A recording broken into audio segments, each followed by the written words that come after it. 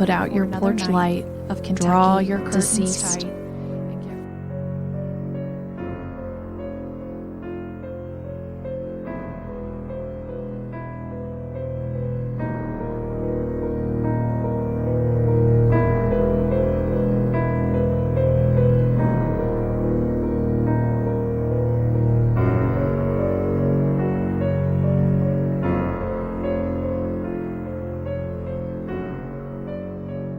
Before we jump into this episode, I wanted to drop in with a little note.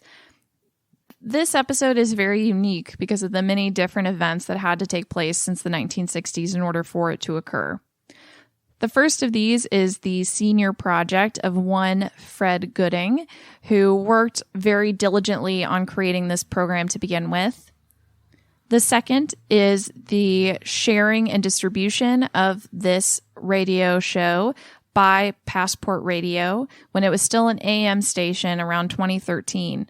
They were presented with this episode and they chose to run with it as their Halloween special, accompanied by the original War of the Worlds broadcast, which honestly, I wish I was here for this special treat at the time because that sounds truly amazing. Additionally, we have to thank Joe Carter for bringing both Fred Gooding's original recording as well as the Passport Radio production intro and outro to our museum and to our attention. Without Joe, we would not have this episode you're going to listen to, and we're really grateful that he took his time and energy to bring it down to us. Without further ado, I'm going to transition over to myself and Joe having a little conversation before we get into this episode itself. Thank you so much for your time, and we hope you enjoy. My name is Eleanor Haskin, and I'm here with... My name is Joe Carter. Welcome, Joe. Thank you so much for joining us here at the Capital City Museum, and I really appreciate you coming in. A quick note for our listeners, which Joe has gotten to experience a little bit, is that we are also joined by the museum's grandfather clock, which will probably go off during our chat, so don't feel nervous if you hear an odd noise in the background. That's fine. So, Joe, can you tell us a little bit about yourself? Yes, ma'am. I'm from Frankfort. Lived in Frankfort all my life. Consider Frankfort home. I actually technically live in Woodford County, but it's northern Woodford County. But Frankfort is my home.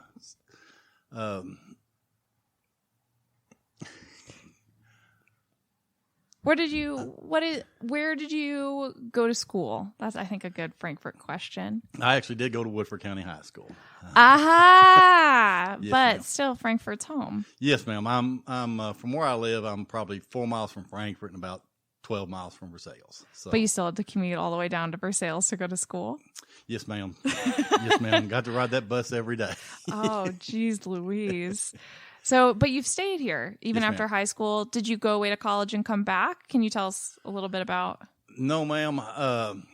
I stayed in the area. After I got out of high school, I got into law enforcement. And I actually started out dispatching down here in Frankfort. And the opportunity came for me to go back to Woodford County, which I did. Mm-hmm. And I ended up, was there for about 35 years of service. Mm-hmm. And just recently, a few years ago, retired out of law enforcement. So I'm kind of semi-retired now and just enjoying doing what I want to do. So semi-retired. What's the semi part of semi-retired? I do still work for the county government, but just on a part-time basis. That's got to be nice to have some extra free time. It is very nice. So far we've talked about the more mundane side of life, but the audience, you all listening, are about to enjoy a very special radio broadcast. Let's actually start with the beginning. Can you tell us a little bit about where you found this broadcast, where it came from? I'm not really sure when I acquired it or how I acquired it. And I say that because I collect old-time radio broadcasts. And at some point, I'm going to guess within the past 5 years, give or take possibly, I came across this and was really fascinated by it because it concerns a story that includes Frankfort and Franklin County. Of course, it's done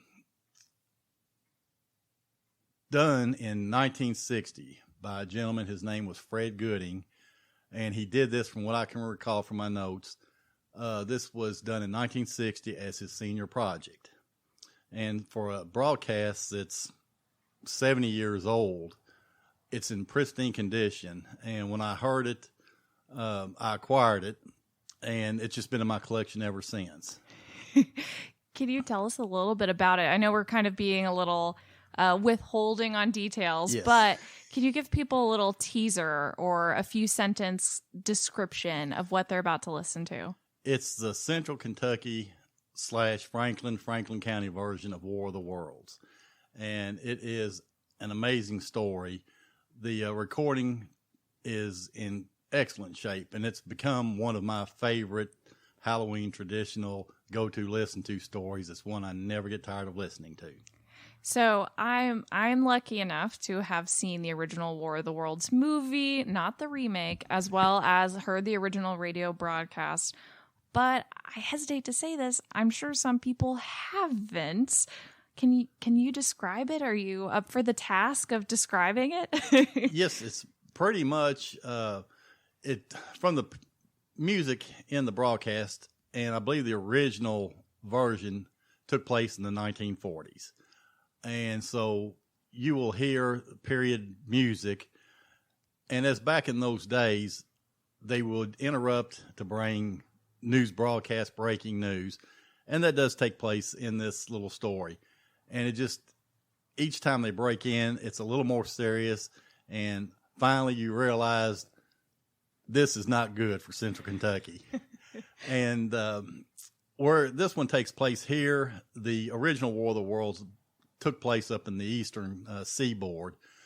And it's kind of like we were talking. If something happens, there's an explosion in Fremont, New Jersey, you kind of feel bad for those people up there, but you really don't think a lot about it. But when you're in Schweitzer and something explodes and you can feel it in Covington, that's when I would be concerned myself. And I think a lot of people can relate to that. You know, if it's happening in my hometown, oh my gosh. Yes. But, when I think of the history of the War of the Worlds broadcast too, what I always think of is something my dad talked about, which is how the first broadcast did not make it clear that it was a radio play. Is that right? Yes, ma'am. That is correct. So there was some panic in the streets, I feel like. Yes. That did create quite a stir. Orson Welles did a fantastic job of catching the nation's attention, whether that was his intention or not. I don't know if he was wanting to provide good entertainment or scare everybody. I think he did a little bit of both with that broadcast.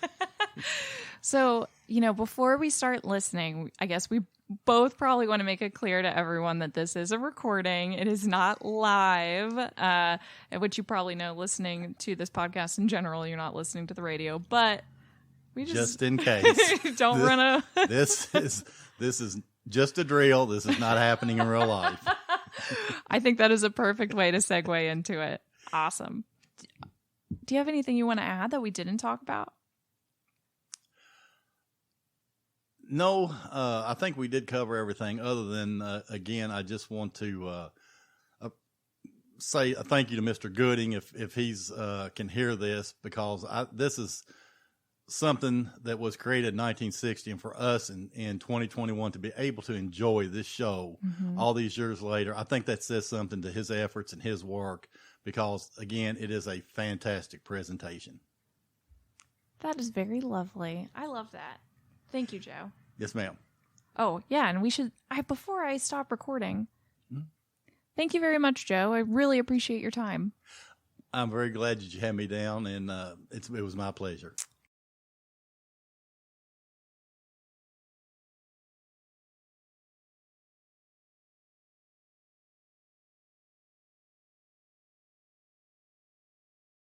All right, ladies and gentlemen, boys and girls, it is time to gather around your radio and turn it up loud so you can hear a great radio story. Now, we've known about this for only about 3 weeks here at the radio station because Fred Gooding, who was a senior at UK back in 1960, created this wonderful show as his senior project at UK. And he came by the station about 3 weeks ago and played it for us, and we went totally crazy. We thought it was just the coolest thing ever, and we hope that you enjoy it because it's real theater of the mind and fun radio, and it's a great thing to play on Halloween, so turn it up and enjoy it. Martian Invasion of Central Kentucky. For the next 24 hours, not much change in temperature. A slight atmospheric disturbance of undetermined origin is reported over Nova Scotia, causing a low-pressure area to move down rather rapidly over the northeastern states to Kentucky, bringing a forecast of rain accompanied by winds of light gale force. The high to reach 52, the low 38. This weather report comes to you from the U.S. Weather Bureau at Bluegrass Field. We now return you to our studios in the Hotel Lafayette in downtown Lexington. This is the voice of the Bluegrass, WRWL Lexington.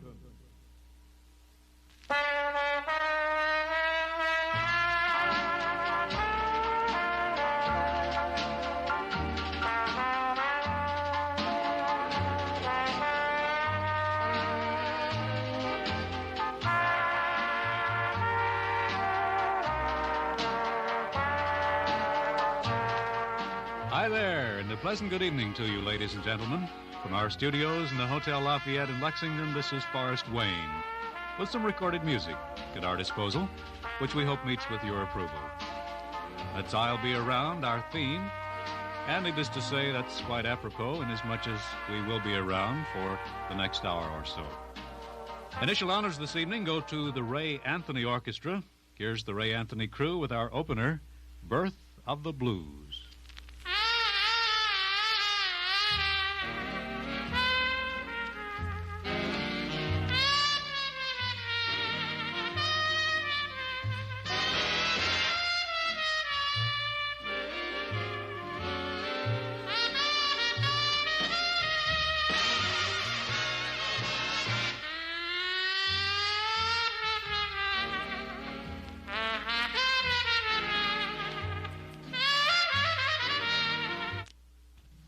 Ladies and gentlemen, we interrupt our program of dance music to bring you a special bulletin from the Associated Press.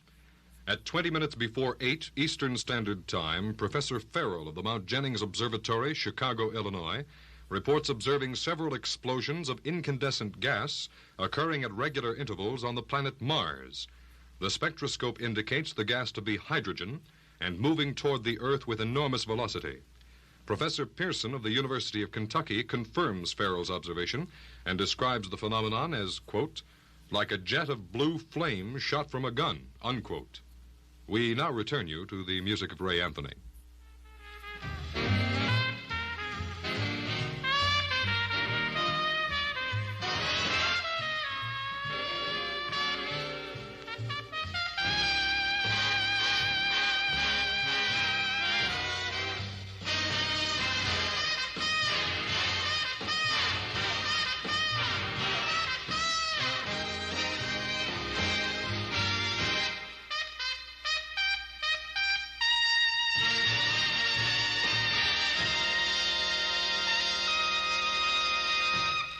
The Ray Anthony Orchestra and our opener tonight, Birth of the Blues.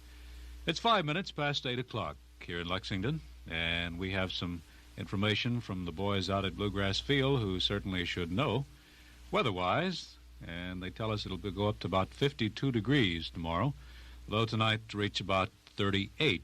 So all in all, the weather looks fairly pleasant from here, and we think we have some music which fits into that category also, pleasant. For instance, here is the Buddy Morrow Orchestra now, and Sleepy Time Gal.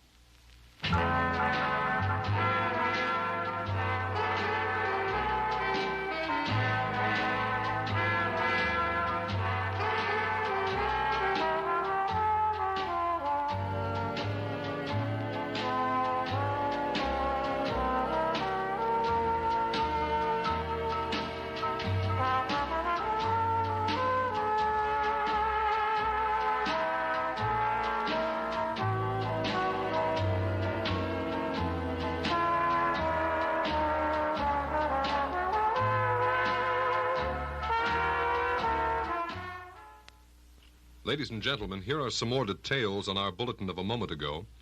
The Government Meteorological Bureau has requested the large observatories of the country to keep an astronomical watch on any further disturbances occurring on the planet Mars. Due to the unusual nature of this occurrence, we have arranged an interview with the noted astronomer Professor Pearson, who will give us his views on this event. In a few moments, we will take you to the observatory of the University of Kentucky. We return you until then to the music of Buddy Morrow.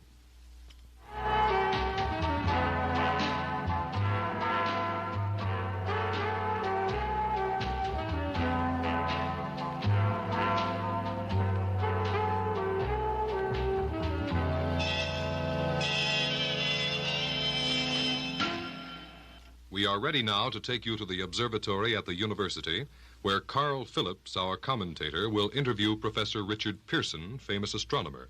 We take you now to the University of Kentucky. Good evening, ladies and gentlemen. This is Carl Phillips speaking to you from the University of Kentucky Observatory. I am standing in a large, semicircular room, pitch black except for an oblong split in the ceiling. Through this opening, I can see a sprinkling of stars that cast a kind of frosty glow over the intricate mechanism of the huge telescope. The ticking sound you hear is the vibration of the clockwork. Professor Pearson stands directly above me on a small platform, peering through the giant lens. I ask you to be patient, ladies and gentlemen, during any delay that may arise during our interview. Besides his ceaseless watch of the heavens, Professor Pearson may be interrupted by telephone or other communications. During this period, he is in constant touch with the astronomical centers of the world. Professor, may I begin our questions? At any time, Mr. Phillips.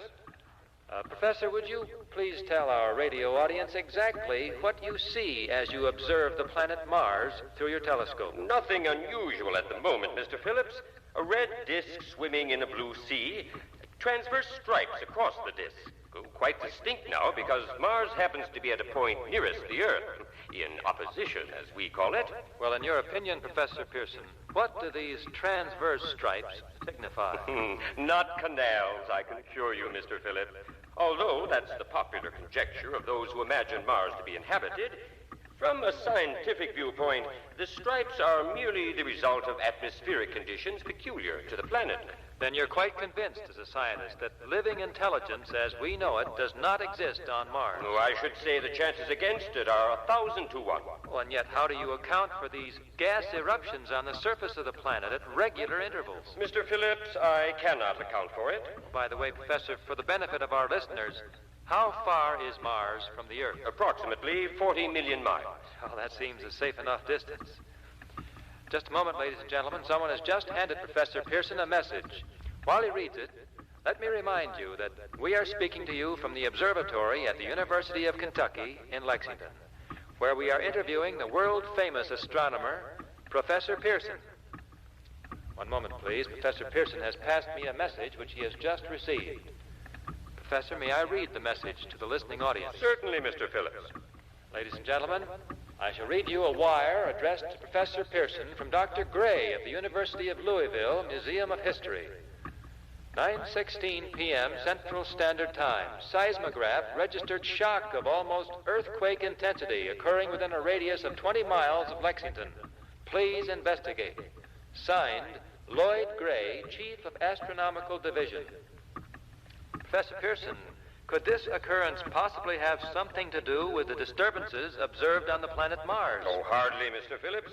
This is probably a meteorite of unusual size, and its arrival at this particular time is merely a coincidence.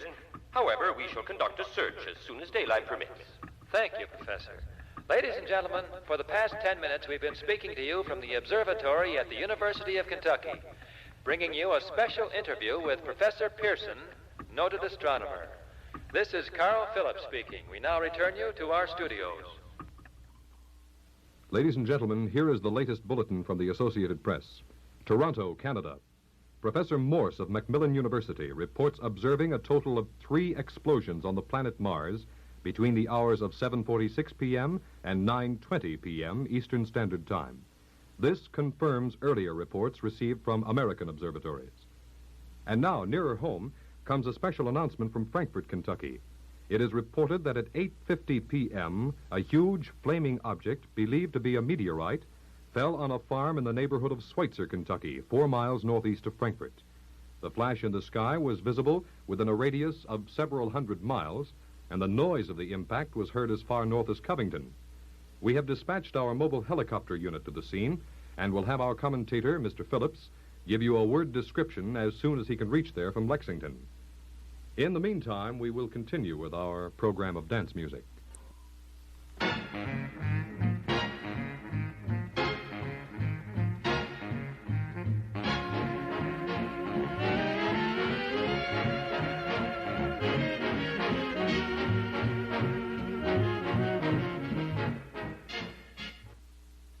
We now take you to Schweitzer, Kentucky.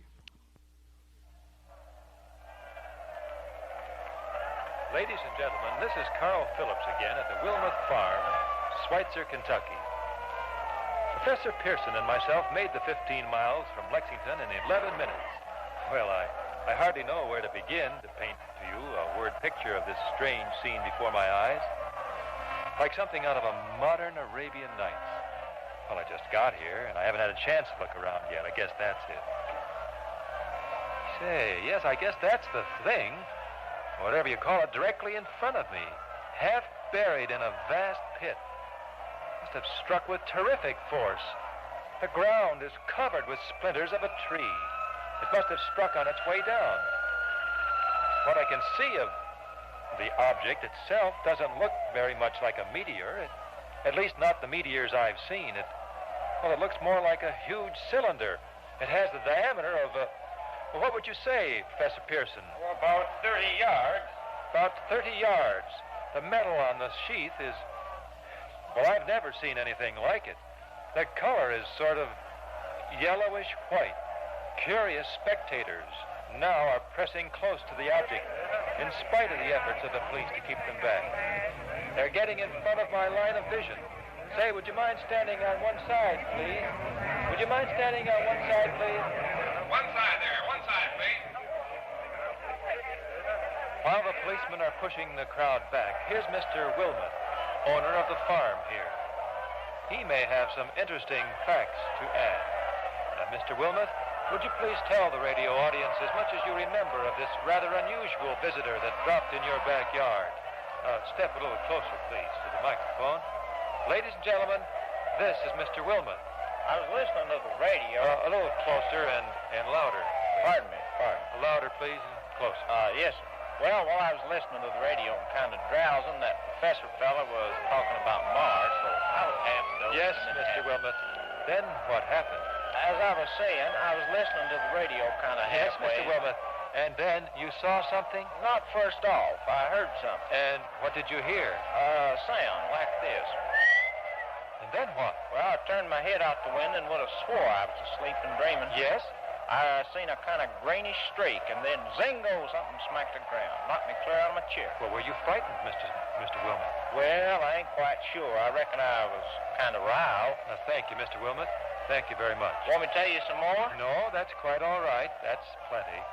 Now, ladies and gentlemen, you have just heard Mr. Wilmot, owner of the farm where this thing has fallen. I wish I could convey the atmosphere, the background of this fantastic scene. Hundreds of cars are parked in a field in back of us. Police are trying to rope off the roadway leading into the farm. But it's no use. They're breaking right through. Their headlights throw an enormous spot on the pit where the object's half buried. Some of the more daring souls are venturing near the edge. Their silhouettes stand out against the metal sheen. One man wants to touch the thing. He's having an argument with a policeman. Now, ladies and gentlemen, there's something I haven't mentioned in all the excitement, but it's becoming more distinct. Perhaps you've caught it already on your radio. Listen. Do you hear it? It's a curious humming sound that seems to come from inside the object. Here, I'll move the microphone nearer. There. Now we're not more than 25 feet away. Can you hear it now? Oh, Professor Pearson. Yes, Mr. Phillips. Can you tell us the meaning of that scraping noise inside the thing? Possibly the unequal cooling of its surface. Do you still think it's a meteor, Professor? I don't know what to think. The metal casing is definitely extraterrestrial, not found on this Earth. Friction with the Earth's atmosphere usually tears holes in a meteorite. This thing is smooth and, as you can see, of cylindrical shape. Just a minute. Something's happening. Ladies and gentlemen, this is terrific. This end of the thing is beginning to flake off. The top is beginning to rotate like a screw. The thing must be hollow. Chilaboli! Look, the doggone thing's unscrewing. Here, keep back there. Keep back, I tell you. Ladies and gentlemen, this is the most terrifying thing I have ever witnessed. Wait a minute. Someone's crawling out of the hollow top. Someone or something. I can see peering out of that black hole 2 luminous discs. Are they eyes? It might be a face. It might be... Good heavens, something's wriggling out of the shadow like a gray snake. Now it's another one. And another. They look like tentacles to me. There, I can see the thing's body. Why, it's large as a bear, and it glistens like wet leather. But that face, it's indescribable, ladies and gentlemen. I can hardly force myself to keep looking at it. The eyes are black and gleam like a serpent. The mouth, it's V-shaped, with saliva dripping from its rimless lips that seem to quiver and pulsate. The monster, or whatever it is, can hardly move. Why, it seems weighed down by possible gravity or something. The thing's raising up. The crowd's falling back. They've seen enough. This is the most extraordinary experience. I can't find words. I'm going to have to pull this microphone with me as I talk. I'll have to stop the description until I've taken a new position. Now, hold on, please, ladies and gentlemen. I'll be back in just a minute. We are bringing you an eyewitness account of what's happening at the Wilmouth Farm, Schweitzer, Kentucky.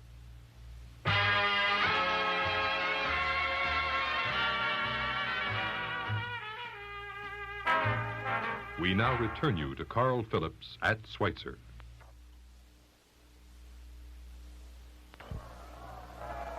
Ladies and gentlemen, am I on? Ladies and gentlemen, here I am, back of a stone wall that adjoins Mr. Wilmot's garden. From here I get a sweep of the whole scene. I'll give you every detail as long as I can talk, as long as I can see. More state police have arrived. They're drawing up a cordon in front of the pit. About 30 of them. No need to push the crowd back now. They're willing to keep their distance. The captain is conferring with someone. We can't quite see who. Oh, yes, I believe it. It's Professor Pearson. Yes, it is. Now they're parting. The professor moves around one side, studying the object, while the captain and 2 policemen advance with something in their hands. I can see it now. It's a white handkerchief tied to a pole, a flag of truce. If those creatures know what that means, what anything means. Wait, something's happening. A hump shape out of the pit. I can make out a small beam of light against the mirror. What's that? There's a jet of flame springing from that mirror, and it leaps right at the advancing men. It's striking them on head-on. Boy, they're turning into flames. Now the whole field's caught on fire. The woods, the barns, the gas tanks of automobiles. It's spreading everywhere. It's coming this way, about 20 yards to my right. Ladies and gentlemen, due to circumstances beyond our control, we are unable to continue the broadcast from Schweitzer. Evidently, there's some difficulty with our field transmission. However, we will return to that point at the earliest opportunity. In the meantime, we have a late bulletin from San Diego, California. Dr. Werner von Braun, speaking at a dinner of the California Astronomical Society, expressed the opinion that the explosions on Mars are undoubtedly nothing more than severe volcanic disturbances on the surface of the planet. We continue now with the piano interlude.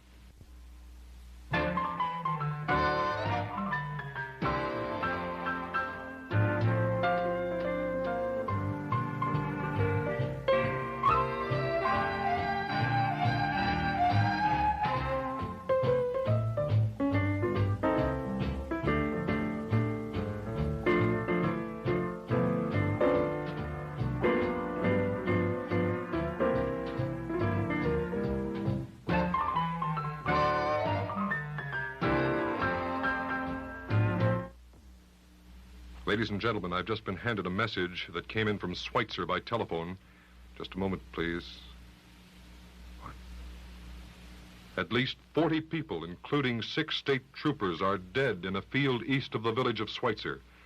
Their bodies were burned and distorted beyond all possible recognition. The next voice you hear will be that of Brigadier General Adrian Taylor, commander of the Kentucky National Guard.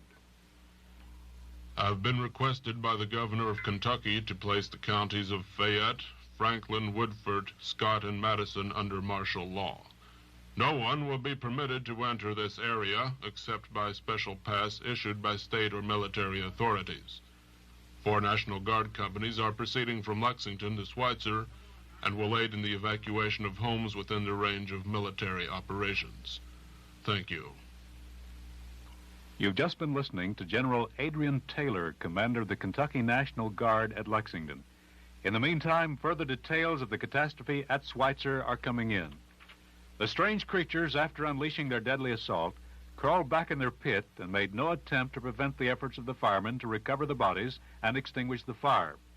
Combined fire departments of Frankfort and Fayette County are fighting the flames, which menace Franklin County. We've been unable to establish any contact with our mobile unit at Schweitzer, but we hope to be able to return you there at the earliest possible moment. In the meantime, we take you... Just a moment, please. Professor Pearson. Oh, thank you. Ladies and gentlemen, I've just been informed that we've finally established communication with an eyewitness of the tragedy. Professor Pearson has been located at a farmhouse near Schweitzer, where he's established an emergency observation post. As a scientist, he'll give you his explanation of the calamity. The next voice you hear will be that of Professor Pearson. Of the creatures in the rocket cylinder at Schweitzer, I can give you no authoritative information, either as to their nature, their origin, or their purposes here on Earth. Of their destructive weapon, I might venture some conjectural explanation. For want of a better term, I shall refer to the mysterious weapon as a heat ray. It's all too evident that these creatures have scientific knowledge far in advance of our own. It's my guess that in some way they are able to generate an intense heat in a chamber of practically absolute non-conductivity. This intense heat they project in a parallel beam against any object they choose by means of a polished parabolic mirror of unknown composition, much as the mirror of a lighthouse projects a beam of light. This is my conjecture of the origin of the heat ray. Thank you, Professor Pearson. Ladies and gentlemen, here is a bulletin from Frankfurt. It is a brief statement informing us that the charred body of Carl Phillips has been identified in a Frankfurt hospital. And now here's another bulletin from Washington, D.C. Office of the Director of the National Red Cross reports 10 units of Red Cross emergency workers have been assigned to the headquarters of the National Guard stationed outside Schweitzer, Kentucky. Just a moment. Thank you. Here's a bulletin from State Police Headquarters in Frankfurt. The fires at Schweitzer and vicinity are now under control. Scouts report all quiet in the pit and no sign of life appearing from the mouth of the cylinder. And now, ladies and gentlemen, we have a special announcement from Mr. Harry McDonald, General Manager of Station WRWL. We have received a request from the National Guard to place at their disposal our entire broadcasting facilities. In view of the gravity of the situation and believing that radio has a definite responsibility to serve in the public interest at all times, we are turning over our facilities to the Kentucky National Guard at Lexington. This is Captain Lansing of the Signal Corps, attached to the National Guard, now engaged in military operations in the vicinity of Schweitzer, Kentucky. Situation arising from the reported presence of certain individuals of unidentified nature is now under complete control. The cylindrical object, which lies in a pit directly below our position, is surrounded on all sides by 3 battalions of infantry, without heavy field pieces, but we believe adequately armed with rifles and machine guns. All cause for alarm, if such cause ever existed, is now entirely unjustified. The things, whatever they are, do not even venture to poke their heads above the pit. I can see their hiding place plainly in the glare of the searchlights here. With all the reported resources, these creatures can scarcely stand up against heavy machine gun fire. Anyway, it's an interesting outing for the troops. I can make out their khaki uniforms crossing back and forth in front of the lights. It looks almost like a real war here. There appears to be some slight smoke in the woods bordering the Kentucky River. Probably a fire started by campers. Well, we ought to see some action soon. One of the companies is deploying on the left flank. A quick thrust and it will all be over. Now, wait a minute. I see something on top of the cylinder. No, wait a minute. No, it's nothing but a shadow. Now the troops are on the edge of the Wilmeth farm. 7,000 armed men closing in on an old metal tube. Wait a minute. That wasn't a shadow. It's something moving, solid metal, kind of a shield-like affair, rising up out of the cylinder. It's going higher and higher. Why, it's standing on legs. Actually rearing up on a sort of a metal framework. Now it's reaching above the trees, and the searchlights are on it. Hold it just a minute. Hold it, please.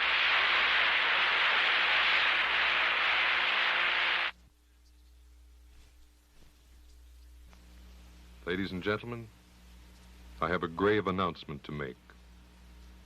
Incredible as it may seem, both the observation of science and the evidence of our own eyes lead to the inescapable assumption that those strange beings who landed in the Kentucky farmlands tonight are the vanguard of an invading army from the planet Mars. The battle which took place tonight at Schweitzer has ended in one of the most startling defeats ever suffered by an army in modern times. 7,000 men armed with rifles and machine guns pitted against a single fighting machine of the invaders from Mars. 120 known survivors. The rest strewn over the battle area from Schweitzer to Peake's Mill, crushed and trampled to death under the metal feet of the monster, or burned to cinders by its heat ray. The monster is now in control of central Kentucky and has effectively cut the state through its center. Communication lines are down from Louisville to Lexington. Railroad tracks are torn and service from Lexington to Frankfort discontinued except routing some of the trains through Danville. Highways to the north, south, and west are clogged with frantic human traffic. Police and Army reserves are unable to control the mad flight. By morning, the fugitives will have swelled Lexington, Shelbyville, and Georgetown, it is estimated, to twice their normal population. At this time, martial law prevails throughout central Kentucky. We take you now to Frankfort for a special broadcast on the emergency. Ladies and gentlemen, the Attorney General. Citizens of Kentucky, I shall not try to conceal the gravity of the situation that confronts our Commonwealth, nor the concern of your state government in protecting the lives and property of its people. However, I wish to impress upon you, private citizens and public officials, all of you, the urgent need of calm and resourceful action. Fortunately, this formidable enemy is still confined to a comparatively small area, and we may place our faith in the military forces to keep them there. In the meantime, placing our faith in God, we must continue the performance of our duties, each and every one of us, so that we may confront this destructive adversary with a Commonwealth united, courageous, and consecrated to the preservation of human supremacy on this earth. I thank you. You've just heard the Attorney General speaking from Frankfort. Bulletins too numerous to read are piling up in the studio here. We're informed that the central portion of Kentucky is blacked out from radio communication due to the effect of the heat ray upon power lines and electrical equipment. Here's a special bulletin from Louisville. Cables received from English, French, German scientific bodies, as well as our own federal government offering assistance. Astronomers report continued gas outbursts at regular intervals on planet Mars. Majority voice opinion that the enemy will be reinforced by additional rocket machines. Attempts have been made to locate Professor Pearson, who has observed Martians at close range. It's feared he was lost in recent battle. Bulletin, Stanford Field, Louisville. Observation planes report 3 Martian machines visible above treetops moving east towards Versailles with population fleeing ahead of them. Heat ray not in use, although advancing at express train speeds, invaders pick their way carefully. They seem to be making conscious effort to avoid destruction of cities and countryside. However, they stop to uproot power lines, bridges, and railroad tracks. Their apparent objective is to crush resistance, to paralyze communication, and disorganize human society. A bulletin from Lawrenceburg, Kentucky. 2 farmers have stumbled on a second cylinder similar to the first, embedded in a wooded area 20 miles south of Frankfort. U.S. Army field pieces are proceeding from Fort Knox to blow up second invading unit before cylinder can be opened and the fighting machine rigged. Another bulletin from Stanford Field, Louisville. Observation planes report enemy machines, now 3 in number, increasing speed northward, kicking over houses and trees in their evident haste to form a conjunction with their allies south of Frankfort. Machines also sighted by telephone operator east of Louisville. Here's a bulletin from Wright-Patterson Air Force Base, Dayton. A squadron of Boeing B-47 jet bombers carrying heavy explosives flying south in pursuit of enemy. Army L-19s from Fort Campbell acting as guides. They keep speeding enemy in sight. Just a moment, please. Ladies and gentlemen, we've run special wires to the artillery line in adjacent towns to give you direct reports in the zone of the advancing enemy. First, we take you to the battery of the 441st Field Artillery, located at the wooded area near Lawrenceburg.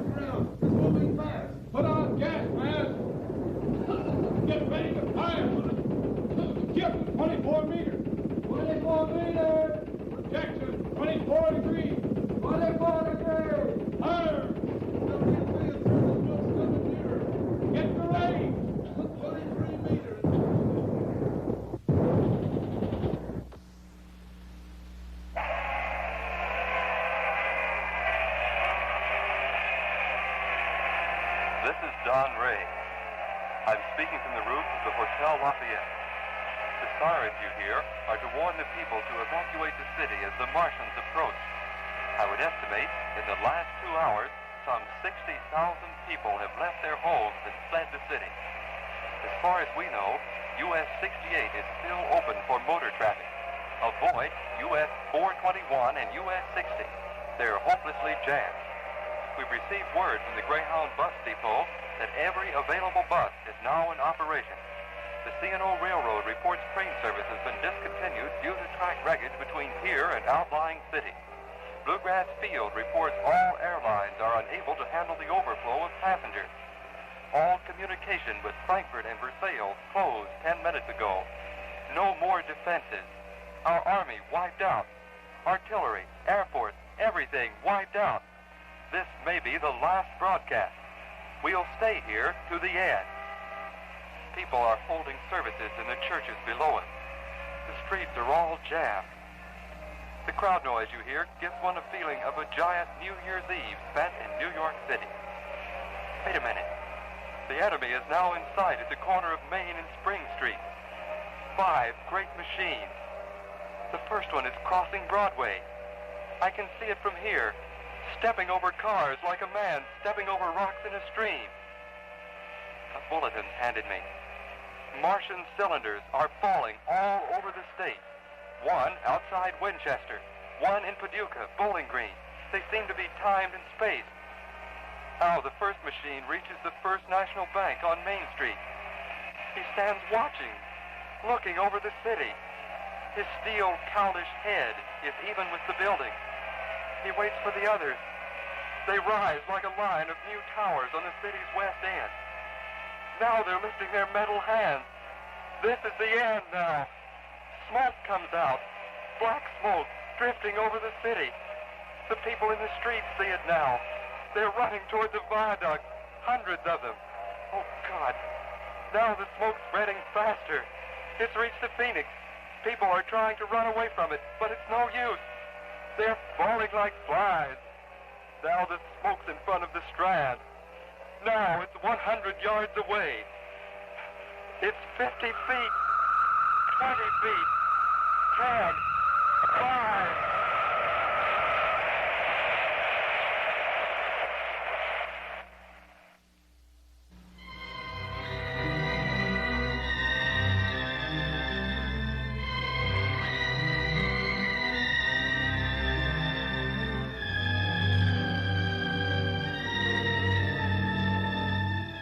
You have just heard Invasion from Mars, an adaptation of the H.G. Wells classic War of the Worlds, directed by Fred Gooding.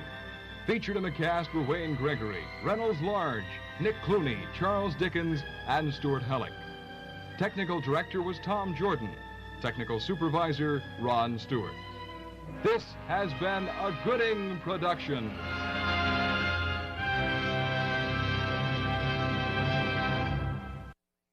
Well, there it is, ladies and gentlemen. We hope you enjoyed our show this evening, our radio play, Martian Invasion of Central Kentucky, written and produced and directed by Fred Gooding, our good friend here in Frankfort. And we hope you'll tune in again later on tonight at 9 o'clock when it'll be extra spooky. You can listen on 1490 AM or you can stream it at PassportRadio1490.com.